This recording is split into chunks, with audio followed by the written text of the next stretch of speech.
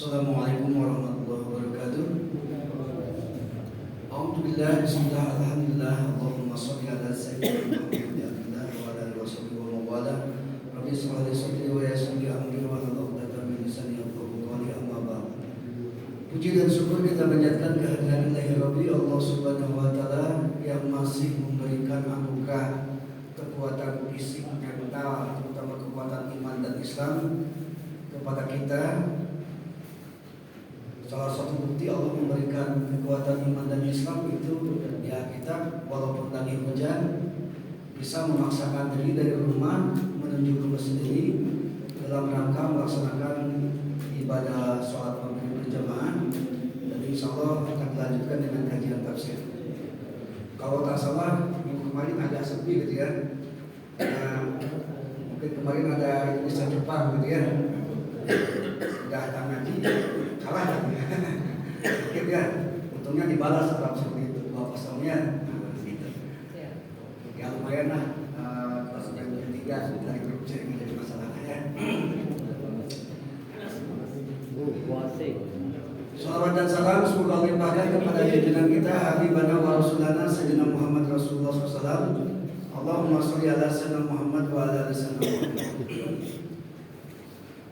Hadirin kaum muslimin rahimakumullah, seperti jadwal yang biasa hari ini atau malam ini kita kajian tafsir masih surat Al-Baqarah ayat 7 sampai 8. Seperti halnya pernah saya sampaikan dalam Al-Baqarah pembukaan ini, 3 ayat itu tentang ciri-ciri orang yang beriman, 2 ayat ciri orang yang kafir, dan 13 ayat ciri orang-orang munafik. Kita masih di ayat 6 dan ayat 7 tentang orang-orang kafir. Kemarin kita sudah membahas tentang jenis-jenis dan macam-macam orang kafir. Nah, insya Allah malam ini kita akan membahas tentang kenapa mereka bisa innalladzina kafaru sawa'un 'alaihim a'andartahum am lam tunzirhum la yu'minun. Kenapa mereka orang kafir mau diperingati mau tidak mereka tetap layu itu tidak beriman. Nah pertanyaannya kenapa kan begitu?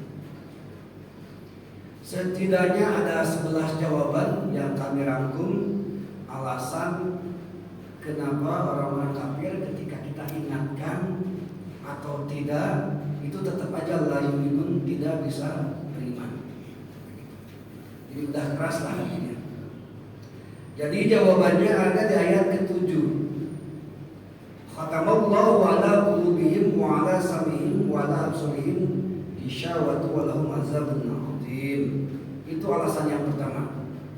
Jadi kenapa orang kafir di sini a'andartahum am lam tundirhum, mau diingatkan atau tidak, la yu'minun tidak beriman.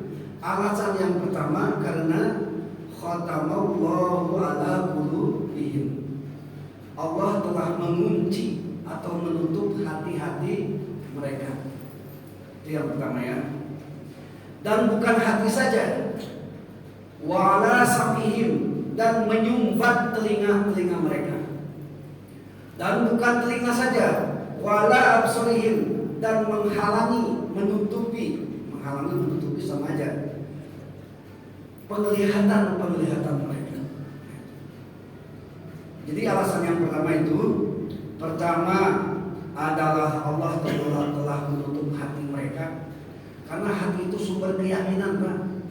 Kalau akal ada di sini, tapi hati lain.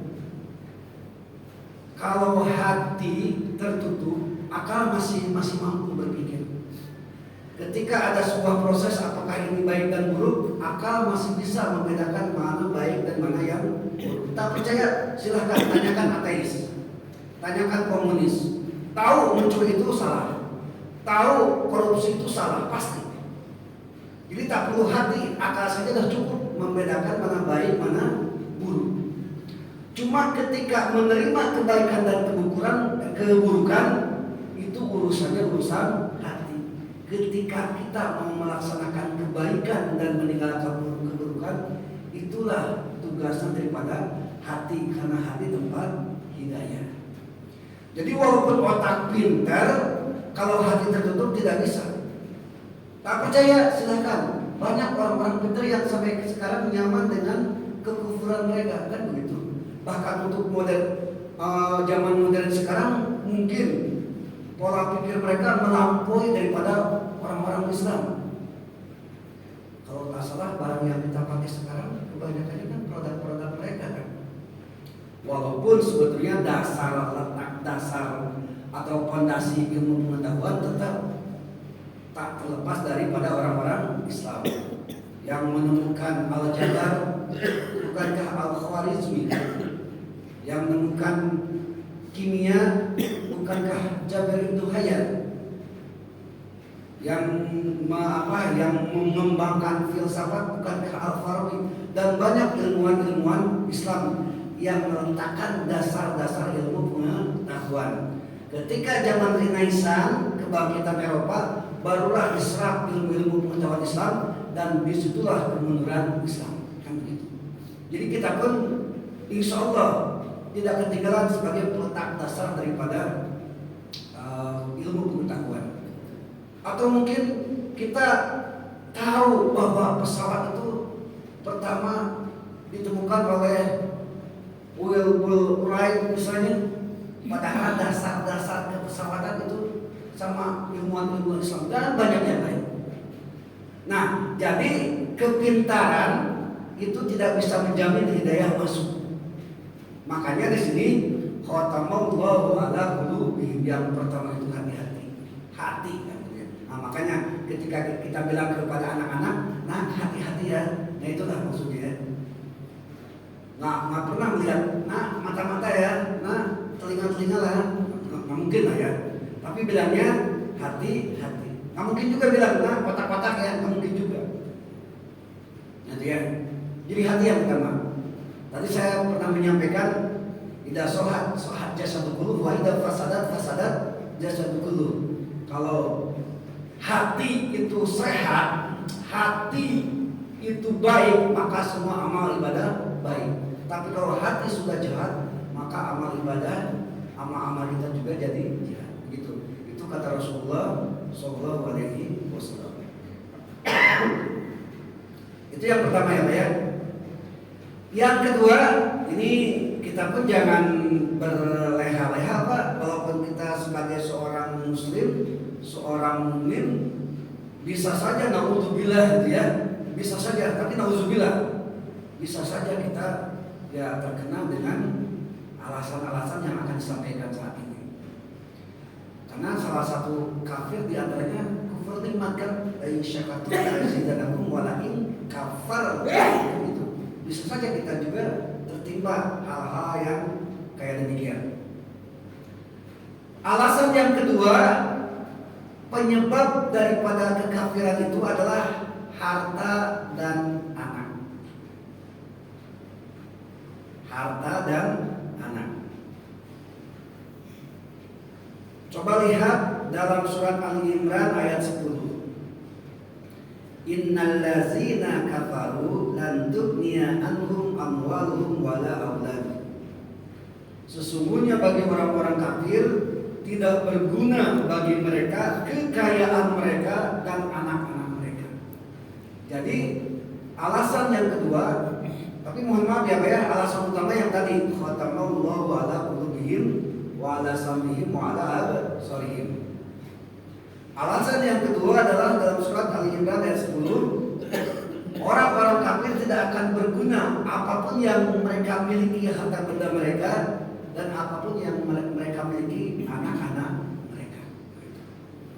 Karena dua itu adalah kebanggaan, Pak. Nggak percaya? Mungkin salah seorang bapak di sini misalnya mendadak kaya raya. Jarang-jarang rendah hati, ya jarang-jarang lah. Atau misalnya tak nambah taat ibadah. Kalau lihat fenomena sosial, tapi biasanya agak jumawa, agak sombong, terus kadang-kadang nambah istri lagi, masih mending nama istri, nama selingkuhan lagi dan sebagainya gitu.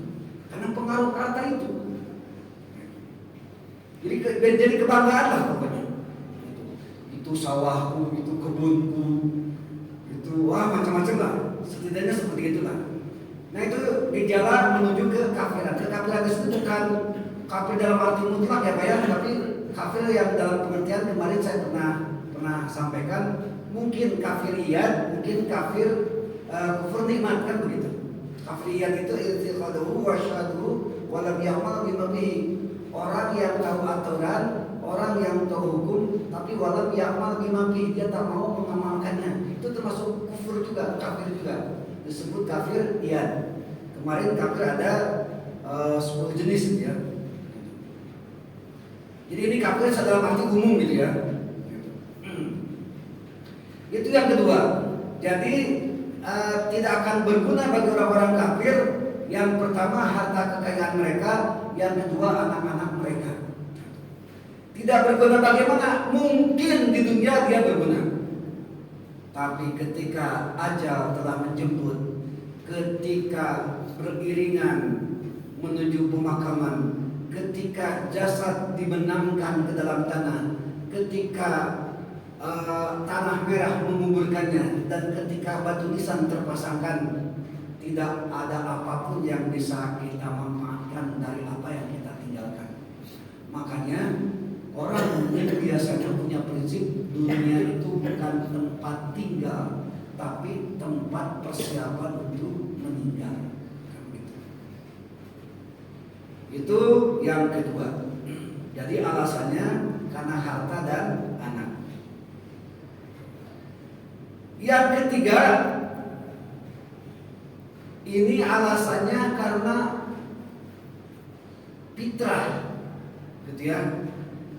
Maksud fitrah begini.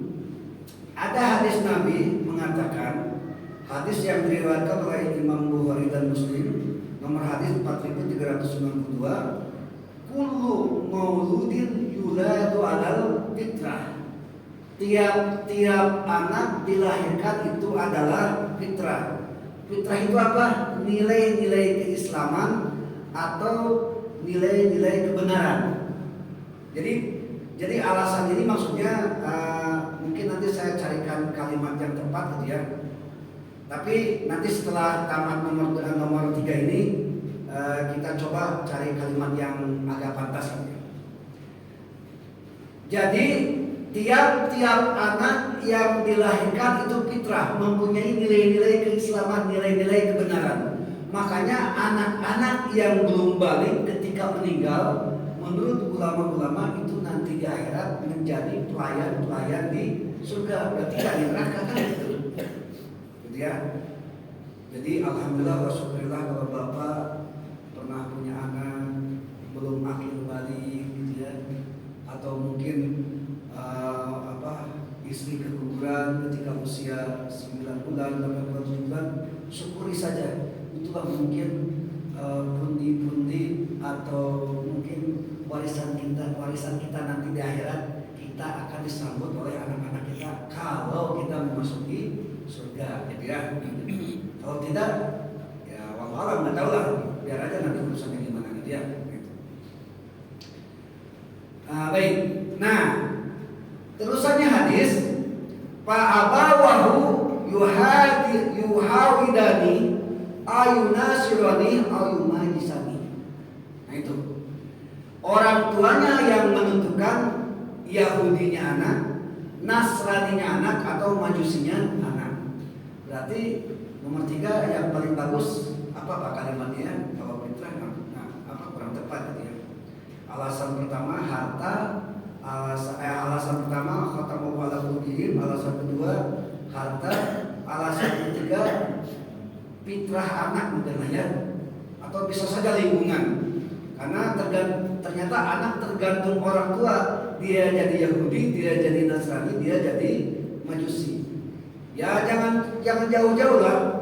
Bapak-bapak di sini Islam karena gara-gara orang tuanya Islam kan? Itu aja pokoknya. Kalau orang tuanya Yahudi Nasrani mungkin sekarang Yahudi Nasrani kan gitu. Jadi kita patut bersyukur kita ditakdirkan dalam keluarga yang Muslim dan Muslimah. Itu alasan yang ketiga. Alasan yang keempat ini karena status sosial. Ini pernah terjadi pada musuh Nabi yang bernama Umayyah bin Khalaf. Dia seorang pemuka Quraisy, kepala suku Bani Jumah. Bayangkan Pak, kepala suku kalau sekarang entah camat, entah apa, saya nggak tahu lah. Kepala suku Bani Jumah. Karena merasa jadi kepala suku, gengsi. Masa anak kemarin sore Muhammad SAW ketika berdakwah dia harus ikut, gengsi dong kan begitu. Itu namanya status sosial. Pesannya kepada kita, Pak, walaupun kita senior, walaupun kita usia sudah tua, ada orang yang menjadi dai atau penceramah atau siapa saja yang memberikan nasihat. Kalau nasihat itu baik, kenapa tidak kita terima? Kan begitu. Gitu ya. Jangan mentang-mentang kita orang tua, jangan mentang-mentang kita pejabat tinggi terus kita nggak mau mendengarkan nasihat. Nah seperti itu. Itu gara-gara status sosial. Banyak zaman sekarang gara-gara status sosial nggak mau undang ustadz kampung, nggak mau undang ustadz desa, maunya pengen ustadz yang elit. Ya nggak apa-apa sih, nggak jadi masalah. Ya kalau mampu. Cuma kalau niatnya demi status itu yang jadi masalah. Ya. Karena innallaha la yanzuru ila ajsadikum wa suwarikum walakinnallaha yanzuru ila amalikum. Ya, amalikum. Jadi Allah tidak melihat perwujudan, tidak melihat status, tapi Allah melihat amal ibadahnya. Gitu. Ya intinya ketika kita dalam kehidupan beragama, turunkanlah status kita. Untuk apa kita ruku di hadapan Allah, menundukkan badan sebagai bentuk apa? Bentuk kita tunduk kepada Allah. Buat apa kita sujud sampai menyamakan kepala kita dengan pijakan kaki? Coba ibadah mana yang menyamakan ibadah kepala kita dengan kaki? Pak, kalau kita ditepuk tangan biasa-biasa saja, ditepuk badan biasa-biasa saja, ditepuk pundak biasa-biasa saja. Coba kalau ditepuk kepala, kira-kira kita biasa-biasa saja nggak Pak? Saya yakin enggak.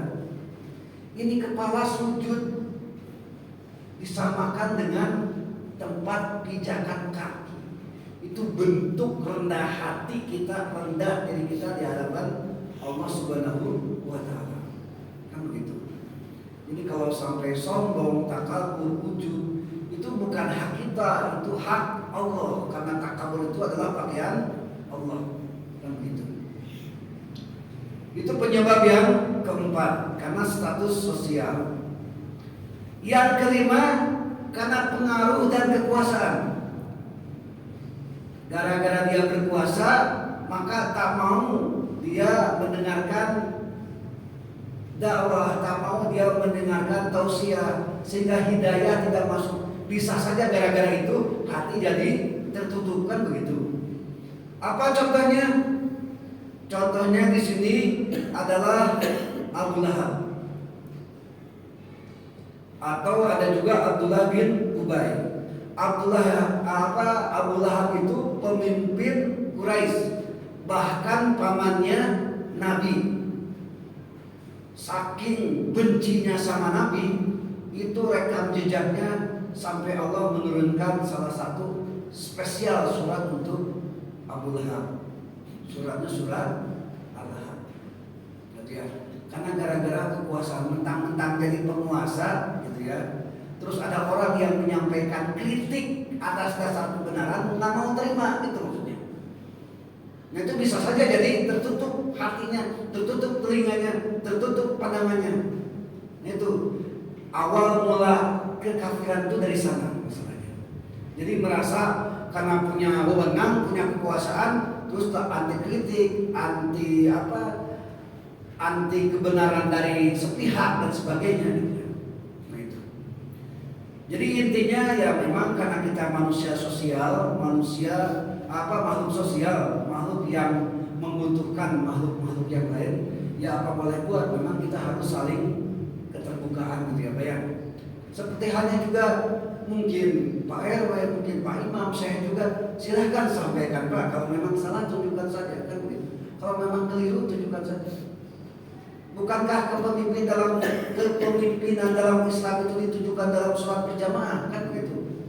Kemarin kita bahas salat makmum adalah wajib taat sama imam. Demikian juga kita kepemimpinan itu seperti sholat berjamaah. Dalam tata negara ini kita wajib sama pemimpin, apapun pemimpinnya. Lebih baik pemimpin yang zalim daripada sebuah negara tak ada pemimpin sama sekali. Dengan gitu kan seperti itu. Taat aja tadi masalah. Atiullah wa atiur Rasulullah ulil amri.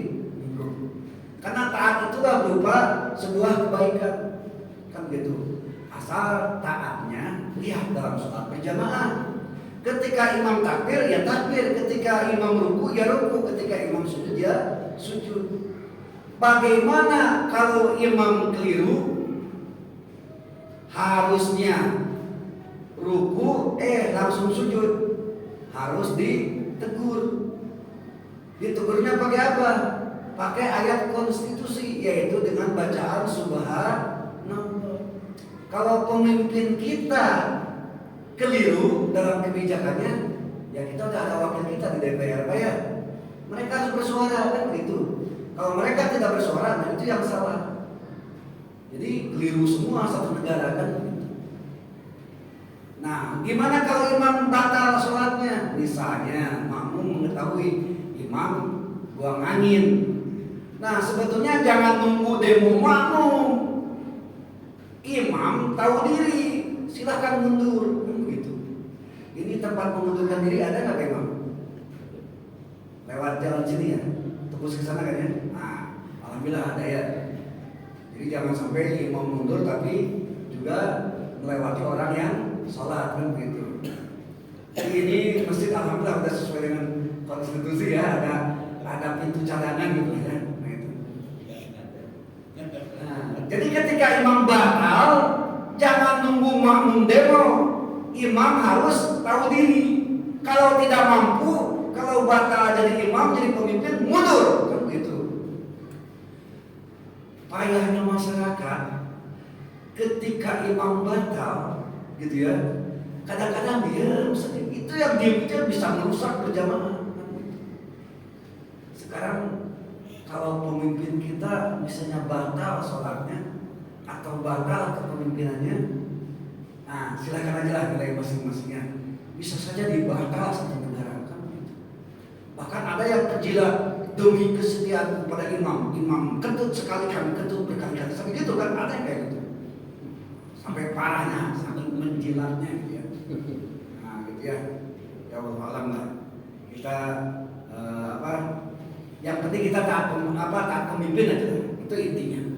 Cuma pemimpin yang mana? Pemimpin yang tegak lurus, bukan pemimpin yang keliru, bukan pemimpin yang batal sholatnya kan begitu. Kalau keliru silakan, jangan demo, gunakan apa yang disampaikan Nabi dengan bacaan subhanallah. Karena kalau tidak itu bisa membatalkan sholat kan begitu. Kalau batal, imamnya wajib mundur, gantikan sama saf yang terdepan kan. Jangan saf yang kedua, saf ketiga jangan, tapi harus saf yang terdepan, cukup 2 langkah. Kalau misalnya agak jauh ya 2 langkah berhenti dulu, 2 langkah lagi berhenti dulu begitu. Jangan sampai 3 langkah. Karena salah satu pengetahuan yaitu bahwa afdhalus sholat 3 kali gerakan berturut-turut itu membatalkan sholat. Nah, gitu ya. Jadi kepikir ya. Kita papalan. Nomor berapa Pak Iman kalau boleh tahu? Tinggal nomor berapa sekarang? Nomor 6 ya. Nomor keenam, alasan mereka senang dengan kekafirannya itu karena mereka mempertahankan agama nenek moyang. Ini contohnya adalah seperti Abu Jahal. Kalau tadi Abu Lahab karena kekuasaan, kalau ini adalah karena setia kepada agama nenek moyang, yaitu contohnya seperti Abu Jahal. Apa agama nenek moyang daripada bangsa Quraisy? Tidak, kalau tak salah adalah penyembah berhala, Lata, Uzza, Hubal dan sebagainya. 3 berhala itu yang paling besar. Kalau di Hindu mungkin Brahma, Dewa Siwa, Dewa Wisnu, gitu ya. Kalau di Nasrani mungkin Trinitas. Nah, kalau di Yahudiyah itu Tri berhala, gitu ya, Lata, Uzza dan Hubal. Nah, gitu ya. Rada-rada mirip-mirip gitu lah ya. Nah itu, padahal Abu Jahal itu gelarnya sebetulnya Abu Hakam. Gelar aslinya Abu Jahal itu digelari sama Rasulullah karena bapaknya kebodohan, karena saking bodohnya kebenaran udah jelas-jelas. Abu Jahal melihat mukjizat Nabi gitu ya, tapi kok tetap aja tak mau sadar-sadar kan begitu. Nah maka diberilah gelar oleh Nabi Abu Jahal. Padahal gelar aslinya adalah Abu Hakam. Abu Hakam itu bapaknya hikmah, karena dia orang yang paling pintar di kawasan Mekah itu adalah Abu Jahal. Berarti kontradiktif ya. Orang yang paling pintar di Mekah, orang yang paling pintar ialah Abu Jahal. Abu itu bapak, Jahal itu kebodohan. Jadi kesannya paradoks gitu ya. Bapak apa orang paling pintar adalah bapak yang paling bodoh, seolah-olah seperti itulah. Yaitu gara-gara nenek moyang. Hati-hati Pak, dalam ibadah kita juga hati-hati tercampur dengan tradisi nenek moyang. Mohon maaf gitu ya, mohon maaf. Misalnya masih ada perdukunan yang sifatnya syirik, ya. Kalau cuma ngaburkan menyang, tak ada maksud apa-apa, silakan aja untuk mengharumkan ruangan. Silakan aja. Kan tak ada maksud apa-apa kan, cuma mengharumkan saja, nggak jadi masalah. Gitu ya. Tapi kalau ada unsur mistisnya, unsur karena disuruh sama leluhur dan sebagainya, itu yang jadi masalah. Jadi kadang-kadang mau tidak mau, historis bangsa Indonesia itu adalah asalnya animisme dan dinamisme. Itu historisnya. Jadi jangan sampai wala talbisul haqqa bil batil, jangan campur adukan kebaikan dan keburukan. Ya ada sebagian di antara kita ada momen-momen yang mencampurkan adukan itu gitu ya. Ya Allah alam lah. Atau ada juga peringatan Maulid Nabi ramai, besoknya sholat subuh sepi. Ada juga kayak gitu, jangan sampai begitulah. Gitu ya. Ada seperti itu juga. Bukan maulidnya tak boleh, tapi maulid jadi tak boleh kalau subuh jadi berkurang, itu masalahnya. Nah, itu ya. Maksud saya itu hanya mencontohkan saja gitu. Jadi Abu Jahal itu alasannya karena setia kepada agama nenek moyang. Alasan ketujuh adalah tidak percaya dengan ajaran Islam. Ini contohnya adalah Ubay bin Khalaf. Ubay bin Khalaf itu seorang petinggi Quraisy, elit Quraisy, kelompok yang membenci Islam, membenci Rasulullah Shallallahu Alaihi Wasallam. Dan satu lagi Abdullah bin Ubay bin Salul. Dia itu gembong munafikin generasi pertama. Jadi ada unsur balas dendam kepada Rasulullah. Dulu sebelum Nabi hijrah ke Madinah, 2 suku besar di Madinah yang bernama Bani Hadrat dan Bani Aus itu sering bertengkar, Pak. Dan ada kesepakatan di antara 2 suku itu supaya mereka bersatu akan mengangkat Abdullah bin Ubay bin Salul untuk menjadi pemimpin mereka karena orangnya pintar gitu ya. Begitu.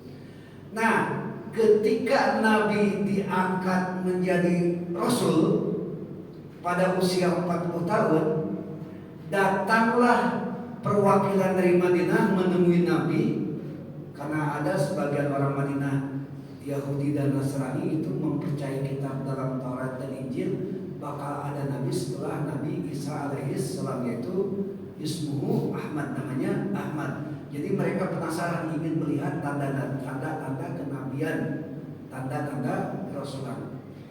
Dan perwakilan dari Madinah itu melihat tanda-tanda kenabian Nabi, balik ke Madinah, disepakati kalau Nabi hijrah, Nabi pindah akan dijadikan pemimpin. Nah, Abdullah bin Ubay bin Salul yang asalnya mau dijadikan pemimpin Madinah itu jadi tak jadi gara-gara ada Rasulullah SAW. Itu awal mulanya. Jadi dendamlah Abdullah bin Ubay, jadilah orang munafik yang pertama. Sampai apa Pak? Sampai terjadi pembunuhan Umar bin Khattab, pembunuhan Utsman bin Affan, pembunuhan Ali, sampai terpecahnya kaum muslimin sehingga ada Jabariyah, ada Asy'ariyah, ada Mu'tazilah dan kelompok-kelompok yang lain. Bahkan Nabi pernah meriwayatkan dalam hadis, umatku akan terpecah 73 golongan. Salah satu pangkal utamanya ini adalah Abdullah bin Ubay bin Salul yang memprovokasi dan mengadu domba kaum muslimin. Sebetulnya tak masuk akal Pak. Orang yang membunuh Umar bin Khattab itu Ibnu Mujam, itu orang tahfiz Quran, hafal 30 juz, orang yang soleh. Gara-gara orang munafik mengadu domba, terbunuh Umar bin Khattab, kan begitu. Ali bin Abi Thalib itu dibunuh oleh Abu Lulu, orang yang soleh. Gara-gara orang munafik mengadu domba, terjadi pembunuhan. Jadi ya Allah, terpecahnya umat Islam sekarang, sampai sekarang ada Syiah, ada Sunni gitu ya. Itu tak lepas daripada orang yang pertama, yaitu Abdullah bin Ubay bin Salul. Naudzubillah summa naudzubillah. Itu yang ke berapa Pak Imam? Ketujuh ya. Hadirin kaum muslimin rahimakumullah. Yang kedelapan, ke-9, ke-10 dan ke-11 tadi yang saya sampaikan dalam khutbah Jumat tadi. Itu ya. Jadi hadis riwayat Ibnu Mas'ud radhiyallahu anhu, qala Rasulullah SAW, arba'atun khisalun andulumatil qalbi. 4 hal yang mengakibatkan hati menjadi tertutup. Itu yang tadi saya jelaskan. Yang pertama apa Pak? Batnun sidyanun ghairu mubalatin. Yang pertama membiarkan perut kenyang dan kita tak peduli sumber kenyangnya perut itu, makanan itu dari mana, apakah halal atau haram. Sekarang silakan introspeksi kita. Selama ini kita sering makan kekenyangan enggak? Kan gitu. Ya kalau bisa badan kita itu kan sepertiga makanan, sepertiga air dan sepertiga udara. Usahakan berarti makan dan minum kita 2/3, sisakan sepertiga untuk udara, kan begitu. Tadi juga saya sampaikan alasan kenapa perut kenyang bisa menimbulkan matinya hati, tertutupnya hati. Logikanya kan tadi saya sampaikan, kalau kita kekenyangan biasanya kita tak mau bergerak ya Pak ya, bermalas-malasan. Karena bermalas-malasan ya jadi malas mau ke masjid, malas mau sholat, malas mau bekerja dan sebagainya, kan gitu. Yang ke-9, wasahibatud dzalimin, bersama-sama dengan orang zalim. Mohon maaf jadi saya review materi khutbah Jumat tadi karena ada kesamaan dengan ayat Al-Baqarah ayat 6 dan ayat 7. Bersama-sama dengan orang zalim, bersahabat. Kalau kenal nggak jadi masalah. Bapak kenal dengan orang yang jahat, silahkan aja, nggak jadi masalah. Hanya sebatas kenal. Tapi kalau bersahabat itu yang jadi masalah. Saya tadi mengumpamakan, kalau kita bersahabat dengan tukang minyak wangi, walaupun tak punya minyak wangi, wanginya tetap kebagian, kan gitu. Gitu ya. Gambarnya seperti itu kan. Jadi ya pandai-pandailah kita mencari sahabat. Kalau sekedar kenalan atau sekedar ngobrol, silakan aja dengan siapa saja. Kita tidak agama kita tidak melarang. Cuma hati-hati ketika kita bersahabat dengan orang-orang zalim, orang-orang yang jahat, kan begitu. Seperti halnya kita, Pak, sebagai pejabat, boleh silakan. Mau di Departemen Keuangan, mau di Departemen Hukum, silakan saja, nggak jadi masalah. Umat Islam harus menempati pos-pos yang strategis. Tapi jaga juga keimanan kita, harus tahu diri. Maksudnya begini, Pak. Kalau kita tidak bisa berenang, jangan coba-coba bekerja di tempat basah. Itu maksudnya. Kalau kita tidak bisa berenang, jangan coba-coba dekat kolam renang yang dalam. Gitu. Maksud saya, kalau kita pandai berenang, ketika kita kerja di kolam renang yang dalam, suatu saat kita tercebur, kita masih bisa menyelamatkan diri. Tapi kalau kita sok-sokan tidak bisa berenang, terus kita main-main pinggir kolam yang dalam, sekali tercebur mati, kan begitu. Maksudnya adalah kita pintar, iman kita kuat, silahkan di Departemen Keuangan, Departemen Pajak dan segala macamnya, kan begitu. Insya Allah nggak akan korupsi karena iman kuat, kan begitu ya. Nah, zaman sekarang orang tak tahu diri, sudah iman lemah, gitu ya, jarang ke masjid, jarang ibadah, ditempatkan di Departemen Keuangan, ya itulah yang terjadi. Kadang menyerang pajak, kadang korupsi dan sebagainya. Itu maksudnya, Pak. Nah itu waswahibatul dzalimin, bersahabat dengan orang-orang yang zalim. Yang ke-10 wa nisyatuz dzunubal madiyah, dan melupakan dosa-dosa masa lalu. Nah itu penyakit kita ya. Kalau dosa lupa gitu saja. Tapi kalau amal baik kadang-kadang ingat terus.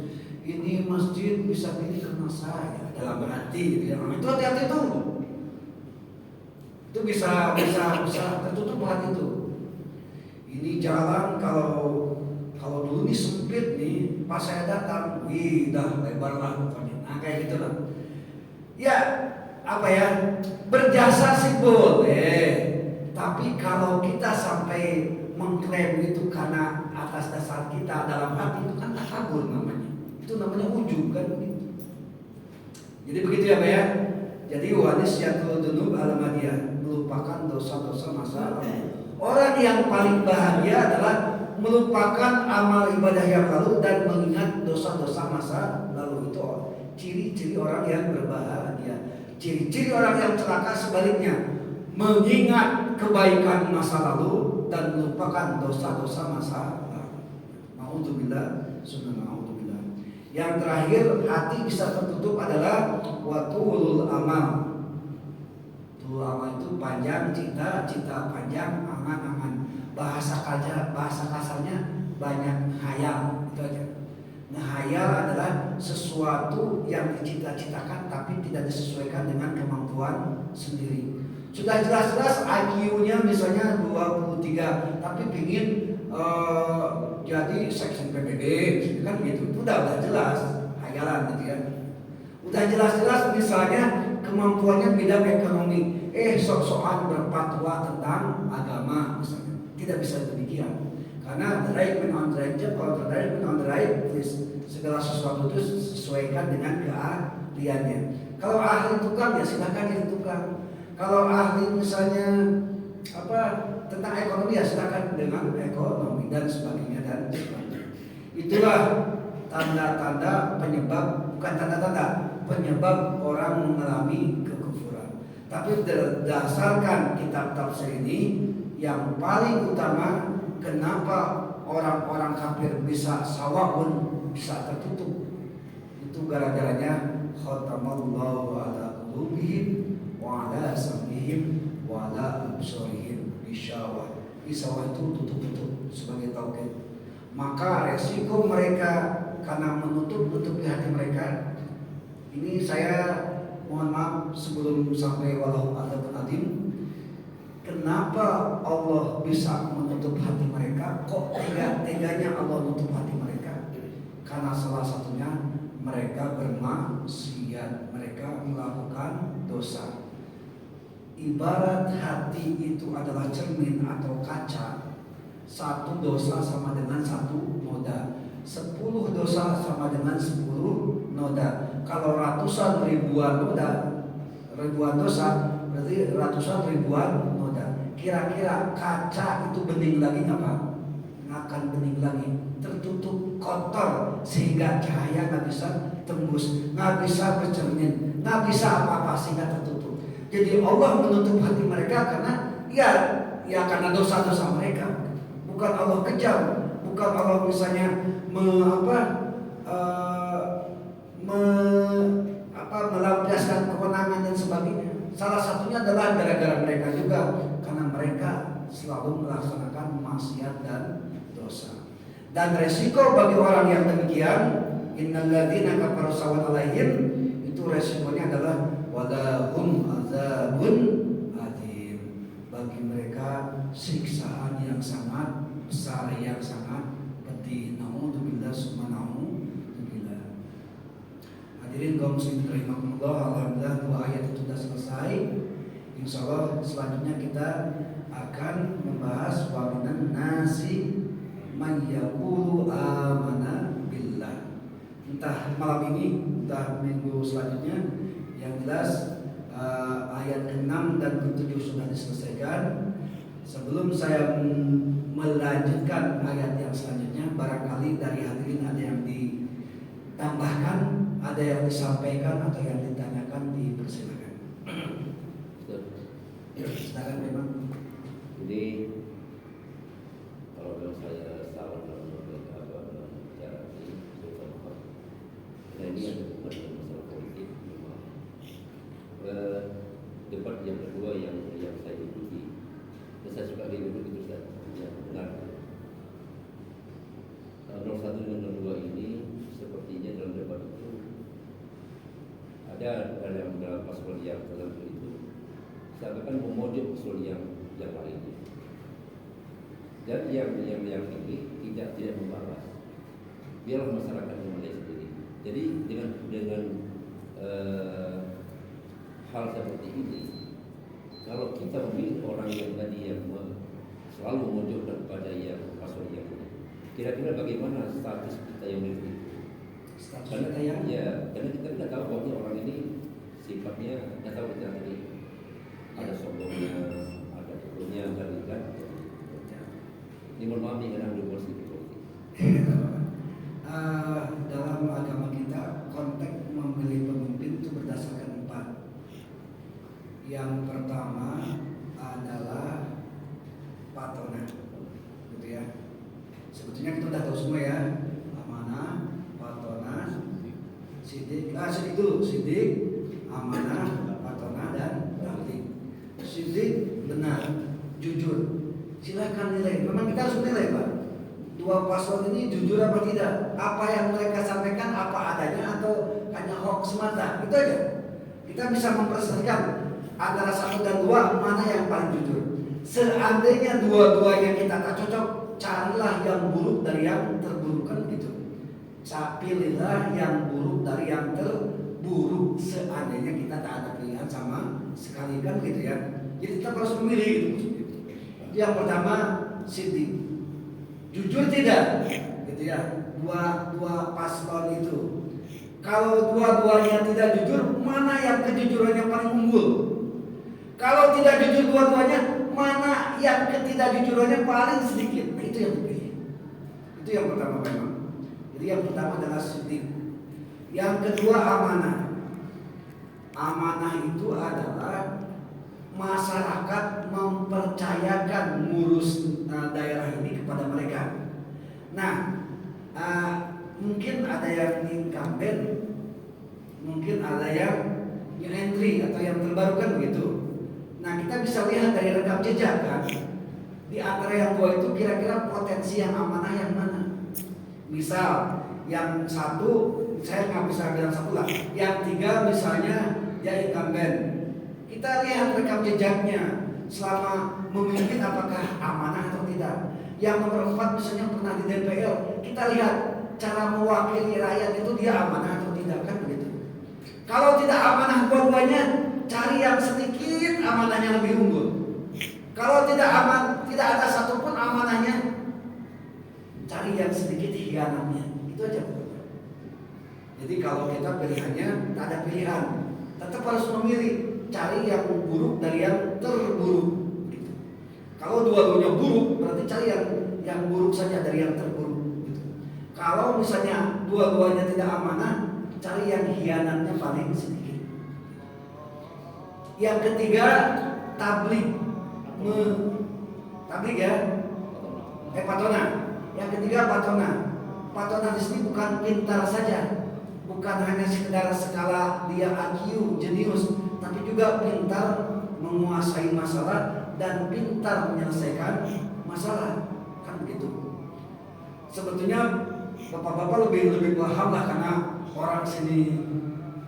Saya kan baru 2 tahun jadi nggak tahu apa-apa gitu ya. Cuma hanya sebatas global saja. Mana yang paling pintar di antara dua itu? Kalau misalnya dua-duanya goblok, cari yang paling goblok sedikit, itu aja pokoknya. Tetap wajib memilih baik mau tidak mau. Karena ya pemimpin itu wajib ada. Ya lebih baik pemimpin tolol daripada tidak ada pemimpin sama sekali kan. Yang terakhir adalah tabligh, dia bisa menyampaikan sebuah kebenaran, bukan sebuah pengkhianatan, bukan sebuah kebohongan. Selama ini di antara dua pasal itu mana yang menyampaikan aspirasi masyarakat, gitu ya. Kalau misalnya dua-duanya tak menyampaikan, cari yang paling sedikit resikonya. Mungkin untuk sementara begitu Pak Imam. Saya mohon. Ya silakan. Kalau Ada tambahan? Ustaz, Ya. katanya ada yang kotak kosong dan dengar itu kan nggak ada pilih. Iya kan? Kotak kosong disediakan enggak sama yang berwenang, itu saja yang jadi pertanyaan. Kalau disediakan silakan, itu pilihan juga berarti. Tapi tidak disediakan ya Pak RW ya? Yang tidak ya nggak tahu kan? Saya nak tanya Pak Ustaz, Ya silakan Pak RW. kalau dalam Quran itu kan ada arijau Qawwamuna bisa. Jadi maaf Pak, di kota kecil kan calonnya kan perempuan nih. Apakah kita tuh wajib ikut yang pilihan kita? Apakah boleh kita milih perempuan? Sedangkan zaman Rasulullah itu pemimpin itu laki-laki. Ya. Jadi apakah boleh kita memilih perempuan itu? Karena ini kebak masuk dalam Ini saya anak ini. Ya. Jadi banyak orang tanya sama saya, saya tak bisa jawab karena kan saya tak ada ilmu di situ. Ini kalau versi Islam ya, Pak RW ya. Maksud saya versi para jumhur ulama gitu. Ar-rijalu qawwamuna 'ala nisa, laki-laki itu adalah pemimpin bagi perempuan. Pertama, konteksnya dalam rumah tangga. Itu yang pertama. Jadi ketika ada kesatuan rumah tangga, maka yang jadi pemimpin adalah suami. Yang kedua, dalam konteks ketatanegaraan, dalam Islam ada yang namanya ilmu siasah. Dalam Nabi mengajarkan ketika cari pemimpin itu ternyata tidak berdasarkan gender, tapi berdasarkan sidik, amanah, patona dan tabligh. Gitu ya. Walaupun ada sebagian jumhur ulama, terutama ulama-ulama yang fundamentalis, itu lebih cenderung kepada pemimpin seorang laki-laki. Tapi Islam mengajarkan kriteria pemimpin itu adalah tadi ya, sidik, amanah, patona dan tabligh, bukan arijal atau anisa. Itu yang jadi masalah. Saya tidak berani itu sama aja Pak RW ya.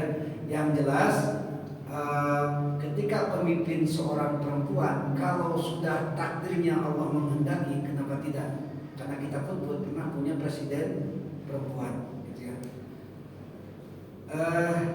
kalau boleh Pak RW mengizinkan gitu ya, kalau boleh, jumhur ulama memang memberikan larangan memilih pemimpin perempuan, walaupun di sini bukan konteks siasa, bukan konteks ketatanegaraan. Seperti halnya ada yang bilang jangan cari pemimpin orang kafir. Tuh pemimpin perusahaan rata-rata orang kafir kan gitu. Nah, pemimpin di sini dalam pengertian adalah pemimpin yang menaungi hajat orang banyak, gitu ya. Bukan pemimpin perusahaan atau pemimpin manajemen. Hadirin, mohon maaf jawaban saya mungkin kurang memuaskan dan ini udah azan ya Pak Haji ya, kurang memuaskan. Insya Allah mudah-mudahan minggu depan kita bahas lagi lah. Karena kalau menjelang pilkada ini tak elok kita membahas kayak ini. Tapi setelah pilkada minggu depan kita bisa leluasa untuk menyampaikannya kan begitu ya. Yang jelas pesan saya cuma 4 aja. Carilah pemimpin yang sidik, carilah pemimpin yang patonah amanah, patonah dan tabligh. Itu saja mungkin sebentar Pak RW ya. Karena pemimpin laki-laki dan perempuan masih ikhtilaf para ulama. Ada perbedaan pendapat. Jawabannya banyak perbedaan pendapat itu Pak. Itu saja mungkin kaum muslimin rahimakumullah yang bisa saya sampaikan. Mohon maaf atas segala kekurangan. Wallahu muwaffiq ila aqwamit thoriq. Wassalamualaikum warahmatullahi wabarakatuh.